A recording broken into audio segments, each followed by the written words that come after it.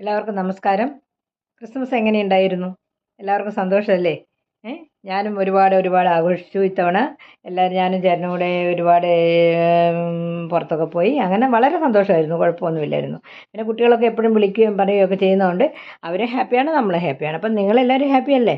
എങ്ങനെയുണ്ടായിരുന്നു ക്രിസ്മസിലെ ആഘോഷങ്ങൾ? എല്ലാവരുടെയും അഭിപ്രായമൊക്കെ ഒന്ന് പറയുന്നേ, എല്ലാവർക്കും ഒന്ന് പങ്കിടാമല്ലോ.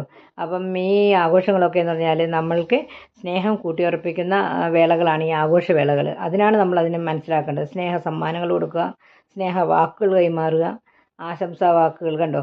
അതൊക്കെ നമ്മളെപ്പോഴും ചെയ്യുമ്പോൾ നമ്മളുടെ ഉള്ളിൽ അവരോടുള്ള സ്നേഹത്തെ നമ്മൾ പ്രകടിപ്പിക്കുക കൂടെയാണ്. അപ്പോൾ ആ സ്നേഹം എപ്പോഴും പ്രകടിപ്പിക്കണം, അല്ലാണ്ട് നമ്മുടെ ഉള്ളിൽ ഒതുക്കി വെച്ചിട്ട് ഒരു കാര്യമില്ല. സ്നേഹം പ്രകടിപ്പിക്കാനുള്ളതാണ്. നമ്മളെ ഒരു തൂവൽ സ്പർശം പോലെ എല്ലാവരും തമ്മിൽ അങ്ങോട്ടും ഇങ്ങോട്ടും നല്ല വാക്കുകളും സ്നേഹ സന്തോഷങ്ങളും കൈമാറി ഈ ക്രിസ്മസിനെ അങ്ങനെ ഇത്തവണത്തെ ക്രിസ്മസിനെ അങ്ങനെ കടന്നുപോയി. ഇനി അടുത്ത വർഷത്തേക്കുള്ള കാത്തിരിക്കാം. നമുക്കല്ലേ അടുത്ത വർഷം